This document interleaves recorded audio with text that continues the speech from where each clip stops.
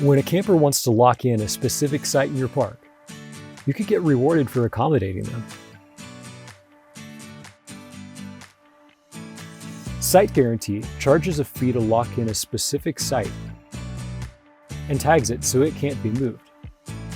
Park staff then have the option to move other reservations so you can get the most out of your park. When guests can lock in their site, they get exactly what they want, and you get paid for accommodating their preferences. It's a win-win.